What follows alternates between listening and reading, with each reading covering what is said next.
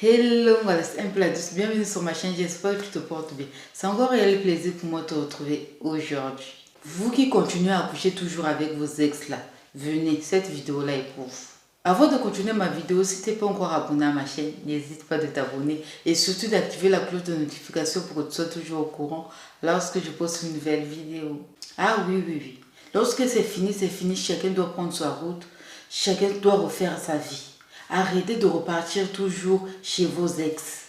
Tu ne sais pas ce qui t'a préparé, qui va te nuire, qui va te faire du mal. C'est l'histoire d'une dame. La dame, elle était dans une relation, les choses ne marchaient pas. Elle a décidé de se séparer avec le mec.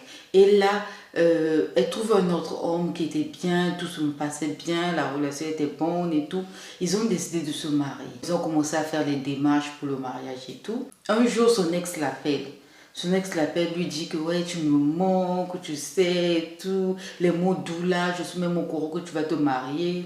Je voulais bien te voir. Est-ce que tu peux venir, qu'on puisse se voir?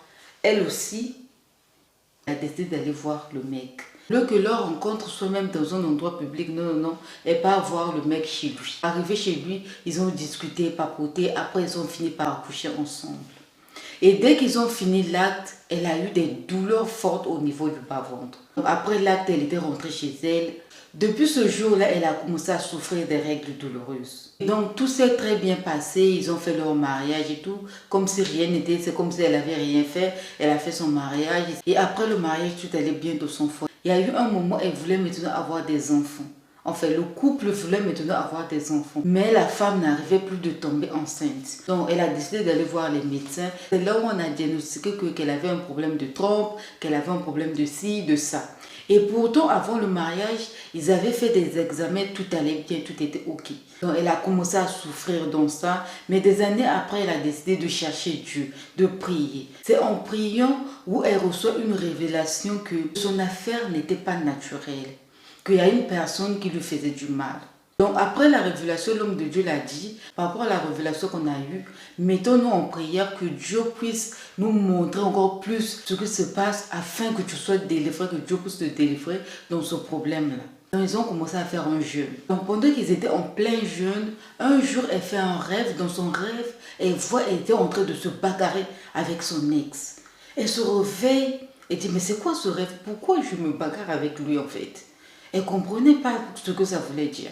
Donc elle part voir l'homme de Dieu et lui dit que j'ai fait un rêve, mais dans mon rêve, je me bagarrais vraiment avec mon ex. L'homme de Dieu dit, ok d'accord, prions. Donc ils ont commencé à prier. C'est là où l'homme de Dieu a la révélation qu'en fait, la personne qui te fait du mal, c'est ton ex. Qu'est-ce que tu avais fait avant ton mariage avec lui?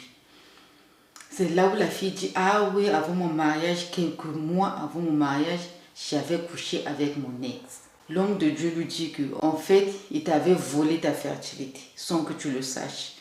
Pour lui, comme lui, il n'était pas encore stable, mais toi, tu as eu la chance de trouver une bonne personne. Vous avez même décidé de vous marier, donc pour lui, il voulait maintenant voir comment tu seras heureux dans le mariage. Vous avez vu ça?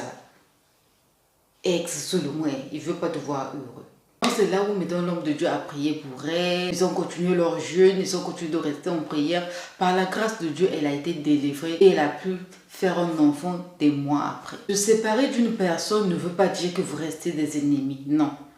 Mais vous devez éviter tout contact, surtout à deux. Surtout dans un endroit, genre dans une maison, quelque part seulement à deux. Quand vous vous voyez là, soyez avec des gens ou bien dans des endroits publics. Surtout limitez vos rencontres et limitez vos discussions. Vous allez vous dire quoi tout le temps? Un ex qui veut revenir, des fois il avait oublié quelque chose qu'il n'avait pas récupéré là. Voilà pourquoi il veut revenir. Donc il faut faire très attention. Déjà tu l'appelles ex, c'est parce que vous avez été ensemble et que les choses n'ont pas marché. Voilà pourquoi vous êtes séparés. Donc si les choses n'ont pas marché, jusqu'au point où vous êtes arrivés de vous séparer, c'est après que les choses vont remarcher. Si hier ça n'a pas marché, ça n'a pas marché, c'est pas demain que ça va marcher. Vu que ça sera toujours la même personne, ce ne sera pas une personne différente. Et puis si tu as déjà trouvé une autre personne, concentre-toi sur la paix. Pourquoi repartir encore, aller faire du n'importe quoi avec la personne que tu n'es plus ensemble avec? Il faut éviter les marches en arrière.